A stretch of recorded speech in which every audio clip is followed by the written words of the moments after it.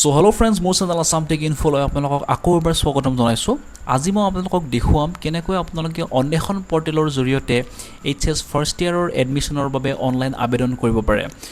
গতিকে অনলাইন আবেদন কৰিবৰ বাবে প্ৰথমতে আপোনালোকে যিকোনো এটা ব্ৰাউজাৰত টাইপ কৰিব assamtechinfo.net। ৱেবছাইটটো খোল খোৱাৰ লগে লগে স্ক্ৰল কৰিব আৰু এই নটিছ ছেকশ্যনত আপোনালোকে যিটো প্ৰথম পোষ্ট পাব সেই পোষ্টটোত ক্লিক কৰিব। ঠিক আছে, এইটো হৈছে পোষ্টটো, ইয়াত ক্লিক কৰিব। ক্লিক কৰাৰ লগে লগে নতুন এটা পেজ খোল খাব আৰু এই পেজতে আপোনালোকে অনলাইন আবেদন কৰিব পাৰিব। এই পোষ্টটোৰ ওপৰত মই আগতেও এটা ভিডিঅ' বনাইছোঁ, যদি আপোনালোকে ভিডিঅ'টো চোৱা নাই তেন্তে ডেছক্ৰিপশ্যনত তাৰ লিংকটো আছে, ভিডিঅ'টো আপোনালোকে চাই ল'ব। অ'কে, চ' মই আজি আপোনালোকক দেখুৱাম কেনেকৈ অনলাইন আবেদন কৰিব পাৰে। তাৰ বাবে এই পেজটোৰ একেবাৰে তলত যাব, তলত আপোনালোকে এটা লিংক পাব। অ'কে, অন্বেষণ পৰ্টেলৰ যিটো লিংক আছে সেইটো আজি অৰ্থাৎ 20 জুন 2020 তাৰিখত এইটো এক্টিভ হৈছে। গতিকে আপোনালোকে এতিয়া অনলাইন আবেদন কৰিব পাৰে। অ'কে, চ' তাৰ বাবে ইয়াত ক্লিক কৰিব। ক্লিক কৰাৰ লগে লগে যিটো লগ ইন পৰ্টেল আছে পৰ্টেলটো খোল খাব। ইয়াত চাওক, অন্বেষণৰ যিটো লগ ইন পৰ্টেল আছে সেইটো খোল খালে ইয়াতে কিছু ইনষ্ট্ৰাকশ্যন দিয়া আছে এপ্লিকেণ্টসকলৰ বাবে। অ'কে, প্ৰথমতে চাওক আপোনালোকে কেনেকৈ লগ ইন কৰিব। আপোনালোকে আপোনালোকৰ HSLC বা অসম হাই মাদ্ৰাছাৰ যিটো ৰোল নং আৰু ডেট অফ বাৰ্থ আছে এডমিটত থকা ধৰণে সেইটো এণ্টাৰ কৰি আপোনালোকে লগ ইন কৰিব পাৰে। তাৰপিছত চাওক আপোনালোকে select your institute and fill up the online form. আপোনালোকে যিখন কলেজত এডমিশ্যন ল'ব বিচাৰে সেইখন ছিলেক্ট কৰি অনলাইন ফৰ্ম এখন পাব, সেইখন ফিল আপ কৰিব লাগিব। তাৰপিছত ষ্টেপ 3ত আপোনালোকে আপোনালোকৰ ডকুমেণ্টছ আপলোড কৰিব লাগিব, লগতে আপোনালোকৰ ফটোগ্ৰাফ আৰু ছিগনেচাৰ। অ'কে, ডকুমেণ্টছসমূহৰ চাইজ 500 KB ভিতৰত হ'ব লাগিব আৰু যিটো ফৰ্মেট আছে সেইটো JPG ফৰ্মেটত হ'ব লাগিব। অ'কে, তাৰপিছত চাওক আপোনালোকে লাষ্টত যেতিয়া ফাইনেল ছাবমিট কৰিব তেতিয়া আপোনালোকে এখন একনলেজমেণ্ট ফৰ্ম পাব, একনলেজমেণ্ট ৰিচিপ্ট এখন পাব, সেইখন প্ৰিণ্ট আউট কৰি থ'ব ফিউচাৰ ৰেফাৰেঞ্চৰ বাবে। ঠিক আছে, তাৰপিছত আপোনালোকে চাওক ইয়াতে এটা ষ্টেপ 5ত আপোনালোকক ইয়াতে এটা গুৰুত্বপূৰ্ণ কথা কৈছে যে আপোনালোকে এই পৰ্টেলটো ৰেগুলাৰলি চেক কৰিব কৈছে। যিকোনো ধৰণৰ আপডেট আপোনালোকে এই পৰ্টেলটোতে লাভ কৰিব। গতিকে আপোনালোকে ফৰ্ম ফিল আপ কৰাৰ পিছত ৰেগুলাৰলি এই পৰ্টেলটো চেক কৰি থাকিব আপডেটসমূহৰ বাবে। অ'কে, আৰু ইয়াত চাওক কিছু নোট দিছে, নোটছখিনি আপোনালোকে ভালকৈ চাই ল'ব। ইয়াতে যিসকল কেণ্ডিডেটে 2020 চনৰ মেট্ৰিক পৰীক্ষাত উত্তীৰ্ণ হ'ব পৰা নাই সেইসকল কেণ্ডিডেটৰ বাবে এই পৰ্টেলটো নহয়, তেখেতসকলে এপ্লাই নকৰিব। অ'কে, তাৰপিছত চাওক কেণ্ডিডেটসকলে যদি বিচাৰে এখনতকৈ অধিক কলেজ বা ইনষ্টিটিউটত তেখেতসকলে এপ্লাই কৰিব পাৰে। অ'কে, 3 নম্বৰ পইণ্টটো চাওক, 2020ৰ আগৰ উত্তীৰ্ণ কেণ্ডিডেটসকল নাইবা যিসকল কেণ্ডিডেটৰ গেপ আছে বা যিসকল কেণ্ডিডেটে এখন বৰ্ডৰ পৰা বেলেগ এখন বৰ্ডলৈ মাইগ্ৰেট হৈছে তেনেকুৱা কেণ্ডিডেটসকলে ইনষ্টিটিউটত গৈ অফলাইন ফৰ্ম ফিল আপ কৰিব লাগিব। অ'কে, আৰু 4 নম্বৰ পইণ্টটো চাওক, যিসকল কেণ্ডিডেট ছিলেক্ট হ'ব সেইসকল কেণ্ডিডেটৰ লিষ্ট 11 জুলাইৰ পৰা 15 জুলাইৰ ভিতৰত এইটো পৰ্টেলতে পাই যাব। চ' তেখেতসকলে যিকোনো এখন ইনষ্টিটিউট বা কলেজত এডমিশ্যন ল'ব পাৰিব। অ'কে, 16 জুলাই তাৰিখত আপোনালোকে এডমিশ্যনৰ যিটো কনফাৰ্মেশ্যন আছে সেই কনফাৰ্মেশ্যনৰ এডমিশ্যন ষ্টেটাছটো আপোনালোকে এইটো পৰ্টেলত চাব পাৰিব। ঠিক আছে, আৰু এপ্লিকেশ্যন ফৰ্ম ফিল আপ কৰাৰ ক্ষেত্ৰত যদি কিবা অসুবিধাৰ সন্মুখীন হয় তেতিয়াহ'লে এটা হেল্পলাইন নাম্বাৰ দিছে, যিটো আপোনালোকে কল কৰিব পাৰে ৰাতিপুৱা 10 বজাৰ পৰা সন্ধিয়া 5 বজালৈ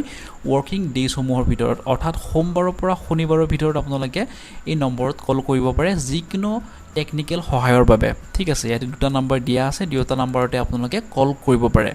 তাৰপিছত মই এতিয়া দেখুৱাও হওক কেনেকৈ আপোনালোকে লগ ইন কৰিব। অ'কে, চ' মই অলপমান জুম আউট কৰি দিছোঁ তেতিয়া আপোনালোকে ভালকৈ দেখা পাব। চাওক আৰু কৰিছোঁ, ইয়াতে B20 আছে। অ'কে, এইটো চেণ্টাৰ নাম্বাৰ হয়। চ' B20 আৰু BM20 যিসকলে হাই মাদ্ৰাছাৰ পৰা পাছ আউট তেখেতসকলে BM20 ছিলেক্ট কৰিব। তাৰপিছত আপোনালোকে ইয়াতে ৰোলটো দিব, তাৰপিছত ইয়াতে নাম্বাৰটো দিব। তাৰ তলত আপোনালোকে যিটো এডমিটত আপোনালোকৰ ডেট অফ বাৰ্থ আছে সেই ডেট অফ বাৰ্থটো ইয়াত এণ্টাৰ কৰিব। তাৰপিছত যিটো কেপচা কোড আছে এই কোডটো যেনেকৈ দেখা পাইছে আপোনালোকে তেনেকৈ এণ্টাৰ কৰি দিব, কোনো ধৰণৰ স্পেচ দিব নালাগে। যেনেকৈ আছে নাম্বাৰটো সেনেকৈ আপোনালোকে এণ্টাৰ কৰি দিব। তাৰপিছত লগ ইন বাটনত ক্লিক কৰিব। ঠিক আছে, চ' মই এজন কেণ্ডিডেটৰ ডিটেইলছখিনি দি লগ ইন কৰি চাওঁ নেক্সট আপোনালোকে কি কৰিব লাগে। চ' মই ইয়াতে কেণ্ডিডেট এজনৰ ডিটেইলছখিনি দি দিলোঁ আৰু এতিয়া মই ক্লিক কৰিম লগ ইন বাটনত। চ' লগ ইনত ক্লিক কৰিলোঁ। চ' লগ ইনত ক্লিক কৰাৰ লগে লগে আপোনালোকে এইখন উইণ্ড' দেখা পাব আৰু ইয়াতে ওপৰৰ ফালে চাওক যিজন কেণ্ডিডেটৰ ডিটেইলছ দিছে তেখেতসকলৰ নাম আপোনালোকে ইয়াত দেখা পাব। ঠিক আছে, চ' নামটো চেক কৰি ল'ব, যদি নামটো শুদ্ধ হয় তেতিয়াহ'লে আপোনালোকে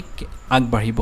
অ'কে, তাৰপিছত চাওক ইয়াতে এটা অপশ্যন আছে নিউ এপ্লিকেশ্যন, ইয়াতে ক্লিক কৰিলে আপোনালোকে এপ্লিকেশ্যন ফৰ্মখন পাই যাব। আৰু এপ্লিকেশ্যন ফৰ্মখন ফিল কৰাৰ পিছত আপোনালোকে তলৰ যিকেইটা ফিল্ড আছে serial number, college name, stream, application form, uploads, তাৰপিছত ফাইনেল ষ্টেটাছ আৰু একশ্যন এইকেইটা ফিল্ড আপোনালোকে দেখা পাব অ'কে এতিয়া আপোনালোকে যিহেতু ফিল কৰা নাই গতিকে ন' ডাটা ফাউণ্ড আহি আছে আৰু আপোনালোকে যদি এখন কলেজতকৈ অধিক কলেজত এপ্লাই কৰিব বিচাৰে 2-3খন কলেজত এপ্লাই কৰিব বিচাৰে তেতিয়াহ'লে আপোনালোকে প্ৰতিবাৰ চিম্পলি লগ ইন কৰি নিউ এপ্লিকেশ্যনত ক্লিক কৰিব ফৰ্মখন ফিল আপ কৰিব যিখন কলেজ আপোনালোকে সিলেক্ট কৰে সেইখন কলেজ সিলেক্ট কৰি ফৰ্মখন ফিল আপ কৰি সাবমিট কৰি দিব ঠিক আছে তেনেকৈ আপোনালোকে 2-3খন কলেজৰ প্ৰিফাৰেন্স দিব পাৰে ওকে সো মই এটা দেখুৱাম কেনেকৈ আপোনালোকে এপ্লিকেশ্যন ফৰ্মখন ফিল কৰিব লাগিব সো প্ৰথমতে নিউ এপ্লিকেশ্যনত ক্লিক কৰিব তাৰ পিছত ডিস্ট্ৰিক্ট সিলেক্ট কৰিব মই ডিস্ট্ৰিক্ট সিলেক্ট কৰিছো নলবাৰী তাৰ পিছত চাওক নলবাৰীৰ কলেজ সিলেক্ট কৰিব লাগিব ওকে সো কিছুমান ডিস্ট্ৰিক্টৰ হয়তো গুটিবোৰ চৰকাৰী কলেজ নেদেখুৱাব পাৰে তেতিয়া আপোনালোকে যদি হেল্পলাইন নম্বৰ আছে হেল্পলাইন নম্বৰত কল কৰিব কোনখন কলেজ এন্টাৰ হোৱা নাই তেখেতসকলে আপোনালোকক নিশ্চয় সহায় কৰিব ওকে সো নলবাৰী কলেজ নলবাৰীত আহিলো সো ইয়াতে মই যিকোনো এখন কলেজ মই দিলো সামতা এইচএছ স্কুল আৰ্টছ সো এখন সিলেক্ট কৰিলো সিলেক্ট কৰি ইয়াতে আপুনি যেটো অপচন দেখা পাইছে সিলেক্ট বুলি ইয়াত ক্লিক কৰিব ক্লিক কৰাৰ লগে লগে চাওক ইয়োৰ ৰিকুৱেষ্ট সেভড সাকসেসফুলি বুলি আহি গৈছে তাৰপিছত ওকে প্ৰেছ কৰিব প্ৰেছ কৰাৰ লগে লগে চাওক ইয়াতে কলেজ নেম আহি গৈছে তাৰ পিছত ষ্ট্ৰীম আৰ্টছ আহি গৈছে এপ্লিকেশ্যন ফৰ্ম ওকে আমাৰ নেক্সট কামটো হৈছে এপ্লিকেশ্যন ফৰ্ম যেটো ষ্টেটাছ ইনকমপ্লিট হৈ আছে তাৰ পিছত আপোনালোকে আপলোড কৰিব লাগিব যেটো ইনকমপ্লিট হৈ আছে বৰ্তমান মই কৰা নাই তাৰ পিছত final status incomplete okay so application ফৰ্মখনত ক্লিক কৰো ফিল দা এপ্লিকেশ্যন ফৰ্ম ইয়াত ক্লিক কৰিব ইয়াত ক্লিক কৰাৰ লগে লগে চাওক কিছু ডিটেইলছ আহি গৈছে ক্যান্ডিডেটজনৰ নাম ডেট অফ বাৰ্থ অটোমেটিক আহি গৈছে তাৰ পিছত চাওক ইয়াতে কন্টাক্ট নম্বৰ তাৰ পিছত সেক্স ৰিলিজন নেশনালিটি তাৰ পিছত ইমেইল আইডি যদি আছে যদি নাই নিদিলেও কথা নাই তাৰ পিছত চাওক পাৰ্মানেন্ট এড্ৰেছ প্ৰেজেন্ট এড্ৰেছ দুটা দিব লাগিব যদি দুটা সেম হয় তেতিয়াহ'লে ইয়াত ক্লিক কৰি দিব দুটা সেম ফিল হৈ যাব ওকে তাৰ পিছত ফাদাৰ্স নেম মাদাৰ্স নেম আৰু লোকেল গাৰ্জেন নেম যদি কোনোবা আছে যদি লোকেল গাৰ্জেন নাই তেতিয়াহ'লে এইখিনি ফিল আপ কৰিব নালাগে তাৰ পিছত ক্যাটেগৰি সিলেক্ট কৰিব তাৰ পিছত name of the qualifying examination pass HSLC এইখিনি অটোমেটিক সিলেক্ট হৈ আছে তাৰ পিছত চাওক 13 নম্বৰ পইণ্টটো ইম্পৰ্টেন্ট নহয় এটো নিদিলেও কোনো কথা নাই তাৰ পিছত চাওক 14 নম্বৰ পইণ্টটো কম্পালসৰি সাবজেক্ট যেটো ষ্ট্ৰীমত যি কম্পালসৰি সাবজেক্ট আছে ইয়াতে গুটিখিনি উল্লেখ আছে সেইখিনি আপোনালোকে চাই ল'ব তাৰ পিছত আপোনালোকে ইলেক্টিভ সাবজেক্ট প্লিজ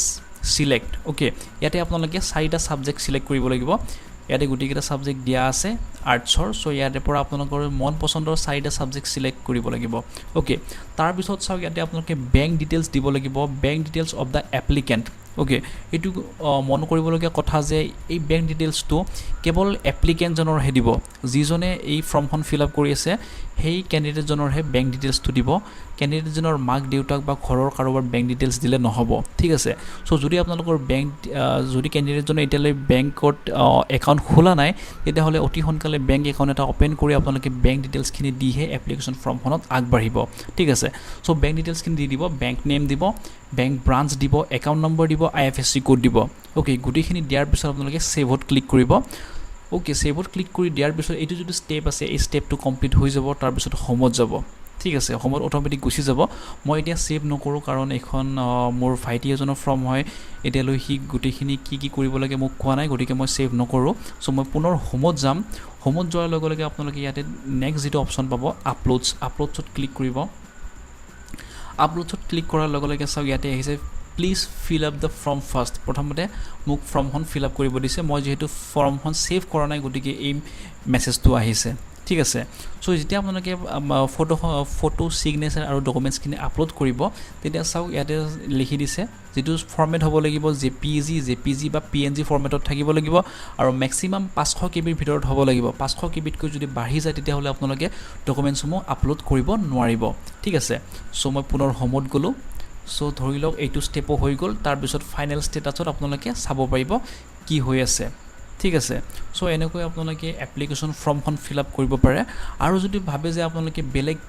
কিবা এখন কলেজত এপ্লাই কৰোঁ তেতিয়াহ'লে পুনৰ আপোনালোকে নিউ এপ্লিকেশ্যনত ক্লিক কৰিলে হ'ল তাৰ পিছত আপোনালোকে এইখন হোৱাৰ পিছত কমপ্লিট হোৱাৰ পিছত আপোনালোকে নিউ এপ্লিকেশ্যন আৰু বেলেগ এখন কলেজত এপ্লাই কৰিব পাৰিব ঠিক আছে